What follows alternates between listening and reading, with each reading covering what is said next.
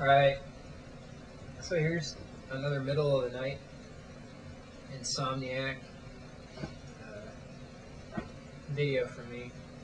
Like, I realized I was watching Green Tea Girly, and I just like this is YouTube is fascinating. I'm learning all sorts of crazy ass shit. But I was and I realized I like say yo and real life and so and all that shit okay all the time, probably just as much as she does. I hope I have a few more brain cells. Yeah, the drugs. Guy in recovery, you don't have a whole brain. Anyway, I had a really nice night on YouTube. Somebody commented on my profile, which is the first time, which is kind of nice. And she's a singer-songwriter. She has a very nice voice.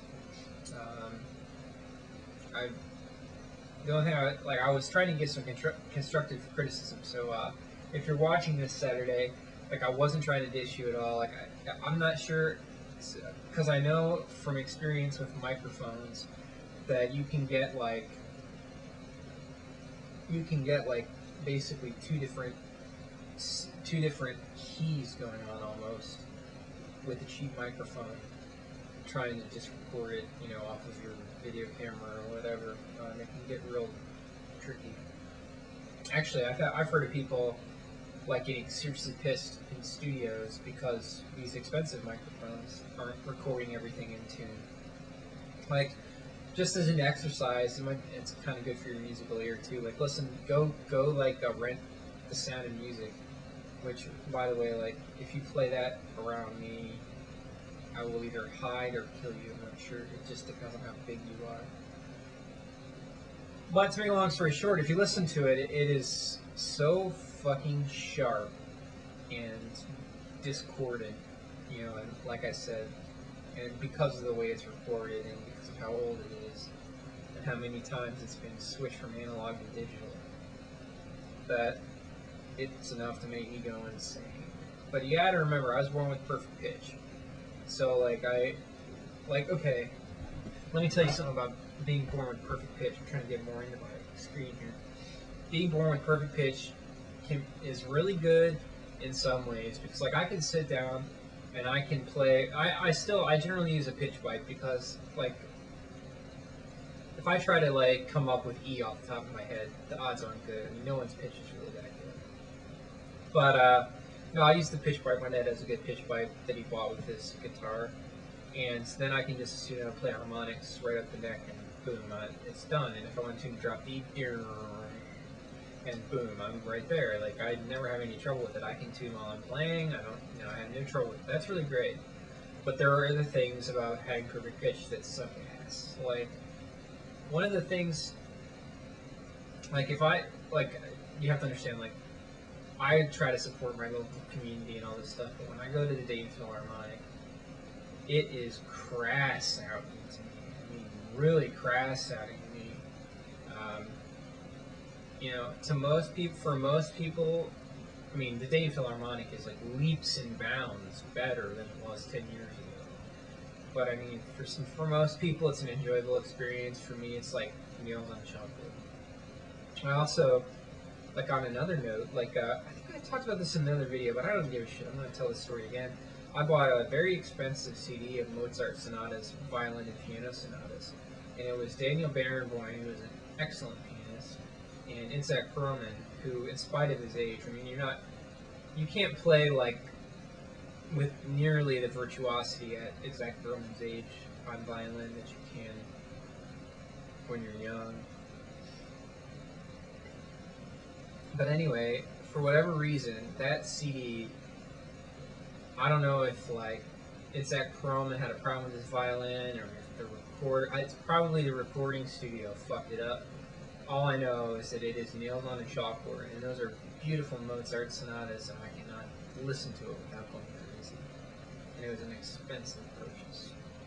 Double disc set. But I'll listen to, one of the things about having perfect pitch is that after a while, if you're not an asshole and you try to relax a little bit, you can start to say, okay, for instance, the Ramones couldn't tune their guitars. When they did some of their later recordings, the guitar work got a lot stronger.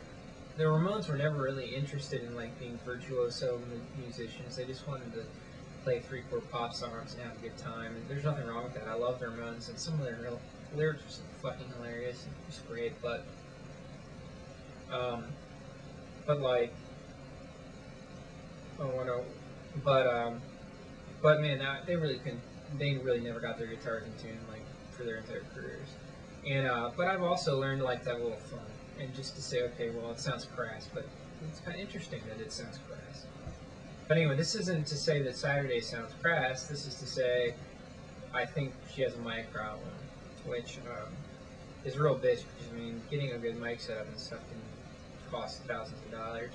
Probably your best bet is to, if she doesn't already have one, get a pitch pipe or get a tuning fork. I'm telling you, you can tune better by ear than doing it with a digital tuner. Because a digital tuner will tune it mathematically. You don't want to tune that way. That's bullshit. It'll sound like someone tuned it mathematically. And mathematical tuning is discordant. Now, the interesting thing, I don't know. I mean, oh, what the fuck? I mean, I can make a. I'm going to be up all night anyway. I might as well fill up the next 3 minutes. Okay, so. Okay, back in the day, like Haydn, Bach,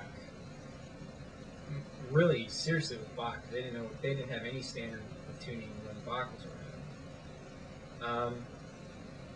Tuning was sort of, well, first of all, I mean, if you look at like a musician's manual or something from those days, there's F sharp and G flat are two different notes, or E sharp and F, two different notes.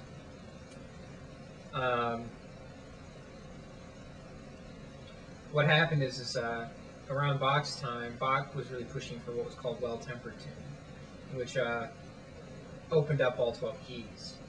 But it was to most people's ear at the time, and to ours less so because we're so used to hearing music done in. Well, actually, it's not. We don't use well-tempered tuning. We use equal-tempered tuning, which is shittier if you ask me. So well-tempered tuning opened up all 12 keys, and so he was able to, write these keyword works in all 12 keys because of well-tempered tuning. But eventually we settled on what's called equal-tempered tuning, which is where we detuned every note just a little bit so that it would all fit mathematically. That's how a piano is tuned. And I've talked about this before. I think piano is the ugliest piece of shit instrument ever. I spent a lot of money buying out a good piano, and it's not always that fun to play because I recognize that it's a limited instrument. The interesting thing about guitar, and it'll depend on what kind of guitar you have, but there will be a variation in the intonation based on the way the guitar is made. If you have a super fucking expensive guitar like a Martin, then the variation can be very beautiful.